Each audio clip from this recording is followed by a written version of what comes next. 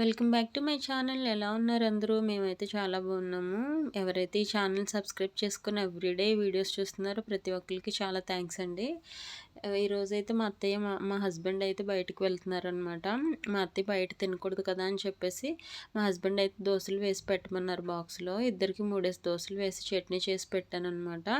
అయితే ఇంట్లో వాళ్ళు లేనప్పుడు నేను అంతలాగా అన్నం కూరలు వండి అంత రిస్క్ తీసుకోను. కొంచెం రెస్ట్ అయితే తీసుకుంటాను అనమాట. ఏదన్నా రైస్ ఐటెం అయితే చేసేస్తాను. అయితే వాళ్ళకి బాక్స్ పెట్టాక వాళ్ళు వెళ్ళిపోయాక మేమిద్దరం కూడా దోశలు తినేసాము. నేనైతే కాఫీ తాగాను తర్వాత. అయితే వాళ్ళు లేరు కదా అని చెప్పి ఫుల్గా నెయ్యి వేసాను. మా అమ్మాయికి చిన్నపిల్లలకి అయితే చాలా మంచిది కదా నెయ్యి ఎక్కువ వేసేసి చేశాను అనమాట. ఇంట్లో పెద్దవాళ్ళు ఉన్నప్పుడు బీపీ షుగరు ఇలాంటివి ఉంటాయి కాబట్టి నూనెలు నెయ్యిలు తగ్గించి మనం చేయాలి కదా, తప్పదు కదా. అండ్ చిన్నపిల్లలు ఉన్నప్పుడేమో మసాలాలు అవి తగ్గించి వాడాలి, కారాలు అవి తగ్గించి వాడాలి. సో మా అమ్మాయి కోసం నేనైతే అల్లం వెల్లుల్లి పేస్ట్ పలావ్ దినుసులు ఇవేమీ యాడ్ చేయలేదన్నమాట. నార్మల్గా చేసేసాను. సాల్ట్ వేసేసి కొంచెం లైట్గా ఒక పచ్చిమిరపకాయ వేసాననమాట. కొంచెం లెస్ స్పైసీగా ఉండడం వల్ల మా అమ్మాయికి అయితే నచ్చినట్టుంది, బాగానే తిందనమాట. నేను మ్యాక్సిమం ఏదన్నా రైస్ ఐటమ్స్ చేశానంటే ఎప్పుడన్నా ఎక్కువగా చేసేది టొమాటో రైస్, వామ్ రైస్ చేస్తాను అండ్ జీరా రైస్ చేస్తానన్నమాట. ఇక్కడ ఏంటంటే మేము ఉండే ప్లేస్లో ఎక్కువగా తాలింపు రైస్ చేస్తారనమాట.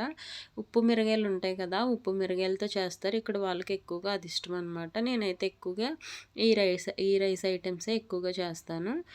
ఎక్కువగా వెజిటేబుల్స్ ఉన్నాయనుకోండి అప్పుడు వెజ్ పులావ్ లాగా అలా చేస్తాను. మొలకలు ఒకసారి నేను మొలకలు కూడా పులావ్ చేసి పెట్టాను కదా, ఈ విధంగా చేస్తానన్నమాట.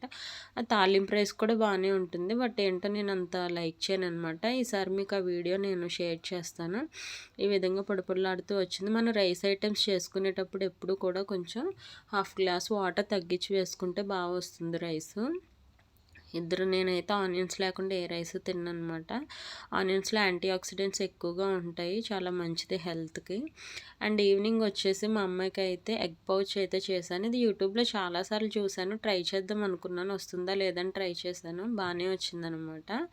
ఇలాగ మనకి తాలింపు వేసే దాంట్లో వేసేసుకోవడం అనమాట. నేను ఎక్కువగా కారం బదులు పెప్పరే యూస్ చేస్తాను, పిల్లలకి ఇమ్యూనిటీ డెవలప్ అవుతుంది కదా అని. నేను కూడా బాయిల్డ్ ఎగ్లో ఎక్కువగా పెప్పరే తినేస్తానమాట.